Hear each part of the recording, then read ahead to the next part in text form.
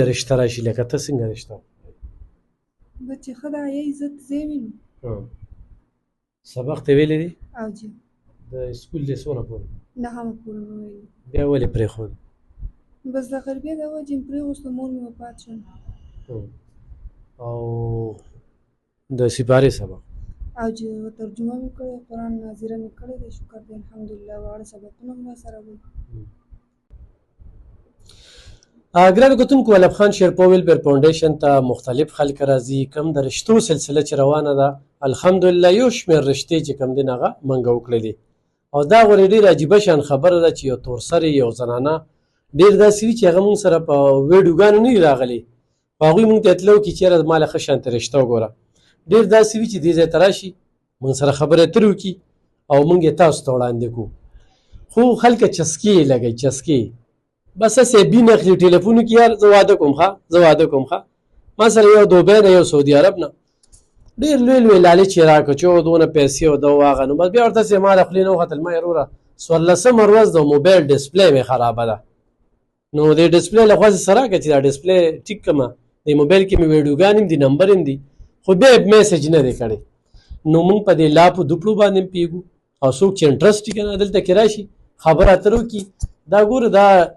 یو داسې چې زه یو لور ورکوم یو خور ورکوم چې هغوی خپلو کې خوشحاله شي که نه هغې نه پس بیا مونږ رشته کوو بې ځایه تنګول مه کوئ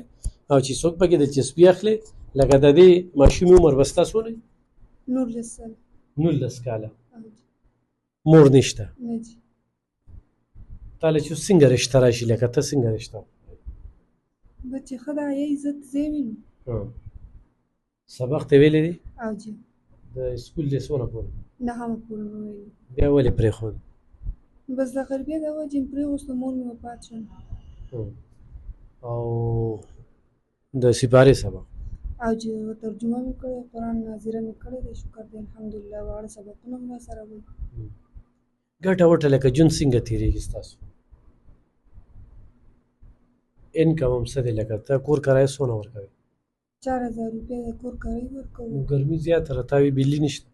بجلي هم راکره نشته ګرمي ډېره زیاته ده بس د الله کرم دی بس الله را باندې تېروي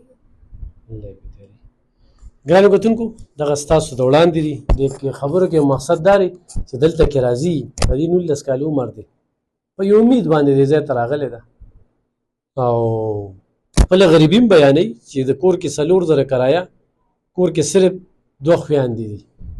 نور د ګټې وټې چې کوم دي یو سپین ګیري پلار دی نور هېڅ څوک هم نشته خپلې مجبورۍ بې بسۍ هم راوستې ده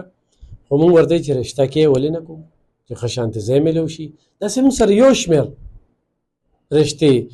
تاسو ته به خلک د رنګ نه خبرې کوي خو نه په چې احسان کوو نه د چې احسان اخلو نه په لالچ باندې کار کوو چې زه به تاله یار تاله هم پکې درکړم ښه ماله به راکړې نو څه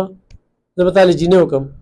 او چې درله وکړم نو بیا به هغې سره چرڅه کېږي ظلم کېږي زیاتې کېږي نه چې ته هم خوشحالې ته هم خوشحالې دغه زمونږ کامیابي ده سبا وایي چې پیسې خو مې درکړي دي که نه مونږ د دې خلکو هر څه جج کړل نو ستاسو پیسو ته زمونږ سلام مونږ چې یو تورسرې په سر باندې څوک لاس کېږدي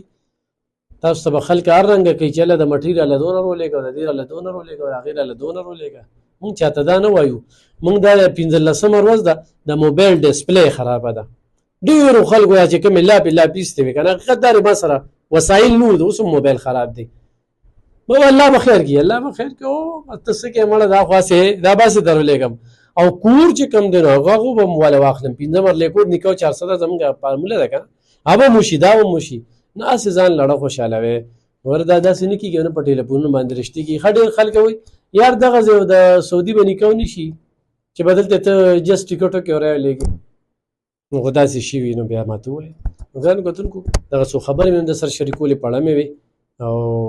نور بې ځایه تنګول نه دي په کار چې څوک هم پکې دلچسپي اخلي نور رشتې په اسمانونو جوړېږي دا د قسمت خبره ده ښه چې کوم ځای کې نصیبه شي وي ډېره مننه خوشحاله اوسئ